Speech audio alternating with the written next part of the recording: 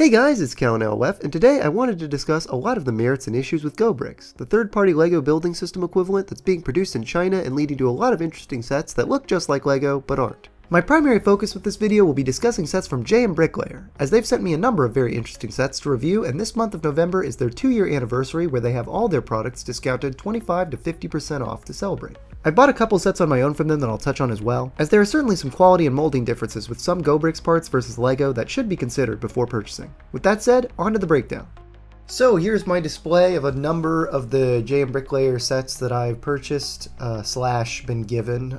For the record, only this set and this set have I purchased with some nice discounts thanks to a lot of the deals that they offer. This came with 3 other monster creatures and actually included some pieces that I've already been able to find useful in terms of the ball joints. I've got some dark green ball joints that I was able to use on my Leprechaun Ganon figure, so that was really cool. I will note though that there might be some GoBricks quality differences between the way they've kind of come up and developed some of their parts usages. Someone pointed out in one of my videos reviewing these guys that there is a somewhat valid concern that they, specifically at this phase, and I don't know if JMBricklayer actually designed these models, I don't believe they did, because many of these Chinese GoBricks manufacturers are kind of trading sets with one another and doing a lot of wheeling and dealing and repackaging. So I want to say that this I've kind of found out after the fact that these 4 flower monsters were sold separately from another company. I haven't confirmed that, but they got repackaged together as a single set sold by JMBricklayer, and it's a good way to get them. Overall, there's a lot of great pieces, but specifically at this stage, despite the useful ball joints in brown and dark green that come in the set, every ball joint is slightly larger than LEGO ones, and that includes a lot of the sockets as well. So you can stretch your sockets a little bit with this one specifically. Interestingly, I found a lot of GoBricks when you just buy general pieces on AliExpress. They are perfectly sized. They've been much more properly recreations of LEGO pieces. And I think that newer GoBricks, newer JMBricklayer sets that use GoBricks have been updated as well with a lot of those kind of things. So here's a comparison of one of these mono green versions of these lift arms. A GoBricks piece, you can see pretty clearly that it's got some holes in it that don't look quite right as LEGO. This is a LEGO one in red, and it actually has the LEGO logo on it right there.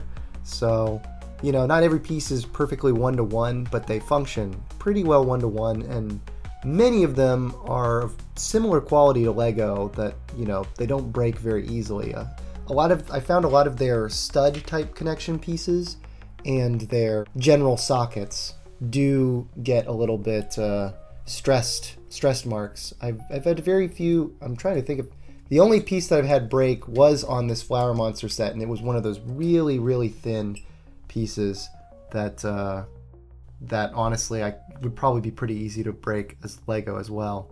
But yeah, here is an example on this guy. Oh, he's getting caught in one of the cords. I'll be talking about some of that in a minute, because JMBricklayer really does love including light up things. I think you can see, I'll probably do a little zoom in there, that there's some stress marks on this socket. It's not perfectly lit, but you can, but yeah, the stress marks are pretty quick to occur with the socket usage on JMBricklayer, or at least specifically on some of these ones that may not have been JMBricklayer origin sets. But so you do need to be cautious about some of those. I'd say if you're buying newer stuff, you're probably going to get slightly better quality as they're working out the kinks, and some of the GoBricks pieces are getting better, because a lot of them are quite good and look really nice, and I've already found some value in reusing them on some figures. But let me just do a quick recap now of some of the general sets. This car has been really, really cool looking. I can't wait to use it for a video, and it's done some interesting things in terms of reintegrating classic LEGO connection points and pieces that Lego hasn't revisited in terms of this kind of older connection that wasn't a clicky joint, but achieved some of the same goals as far as those kind of connecting pieces together and making some interesting shapes. So that's a really cool design on there. You've got these kind of air balloon pieces used as wheel covers. Really nice. Overall, I really enjoyed this set, especially. It's probably the best looking one overall, though it's slightly fragile. I found that each one of these sets has had little, like, close but no cigar when it comes to the model they created in terms of fragility. Like, they haven't matched Lego's general sense of, okay, if we build it this way, it'll be way too fragile. So this, you know, you can kind of connect this here, but the way it doesn't help too that they're being ambitious by putting the light up fixture things in here, and that can kind of throw some of the perfect sitting things off, or like sometimes the cords can make pieces not sit perfectly right when you're trying to integrate them into the build. Light kits are very cool. It's cool to see them integrated into a set, so you're getting it all one-stop shop. You don't have to buy a separate light kit, and the models do look quite nice. But it is something to be, you know, prepared for. I'm going to do a quick run through actually of all of the lights that are on each of the sets that they've given me. So let me do that. I'm going to start with the Ghost Ship here. If I just plug it in right here, there you go. Very, very neat integrations with a lot of green lights mixed in the pieces. Some of them have been better than others, where like they're really built into the pieces, and that's been fantastic. To have a few of them on here, you just kind of sit them in there and you put pieces over them, which works in some cases better than others.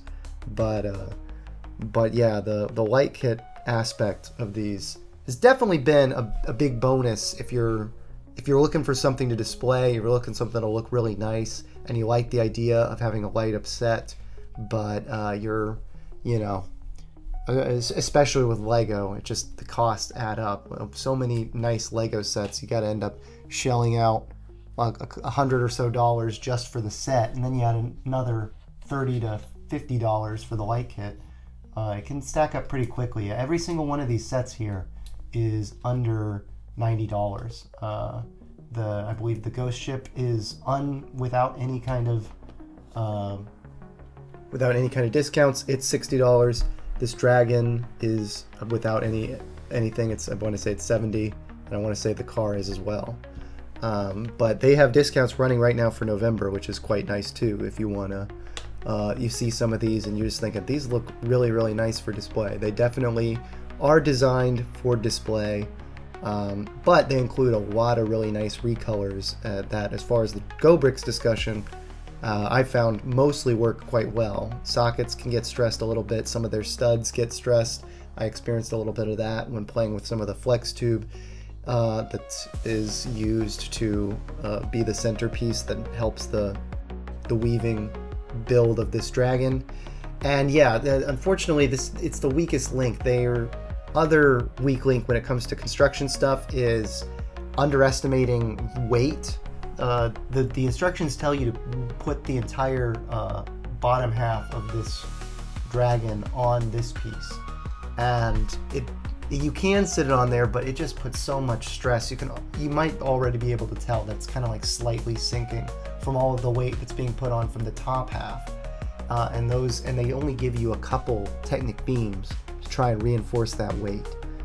It's not necessarily the most forward-thinking design, but they do great with the light integration. The eyes are built into the studs on his eyes, and they look great. And they come with a not very Lego-y element, just a rounded moon-looking ball that does look cool, especially as if you're just buying the set as a set that you're displaying itself as. But yeah, I don't know how. If I do take this dragon apart, I have no idea what I'm going to do with a ball like that. But yeah, and then here, let me show the lights for this car that I've already discussed. you can see my full review of the ship, and I'll be doing some smaller reviews of these other sets as well. I did shorts of these ones, and I would recommend you check those out because I bought them myself. I'm not gonna get into too much detail, but overall, there we go. Yeah, this one's been a little finicky, but really like the lights. They have a great balance of kind of, the bluey lights and some of the yellow ones in there, and even the interior lights up, and it can kind of fit Bionicle figures as well. I will note again, as a kind of a connection to the ones that they might not have originally made, some of their sets that they have sold don't have all perfect Lego one-to-one colors. This blue here has no Lego equivalent, and they kind of mix in some gunmetal that looks more like looks a little bit more like Mega Bloks type gunmetal than any kind of Lego silver, but they blend okay, a lot of the silver, and it's overall a very nice display here, and the dragon pieces are quite interesting. I believe the socket issue may be similar with this figure as with the so you do need to be kind of careful when it comes to Bionicle sockets. If you're very sensitive about messing up your Lego sockets, you should keep that in mind, but I wouldn't say it's a complete broken issue. So far with the little Leprechaun mock I have, no issues. It's just a very tight joint. so using it for stop motion would definitely not be ideal for some of the older ones, but if you're buying, I found if you're buying isolated GoBricks pieces on AliExpress, you'll find that the sockets work just fine, and it's good. I've kind of just touched on a lot of these sets a little bit. I hope to discuss these two especially in more detail, but I hope that I've brought some interesting commentary for you around how these pieces look, around how these sets integrate these lights, around what JMBricklayer has provided to me, and that I would say it's mostly impressive compared to many third-party Lego building system knockoff type themes in the past. I'd say these look much better than Creo or Mega Bloks ever did, and they just have some quality exceptions you have to keep an eye on. So they're mostly worth the $1.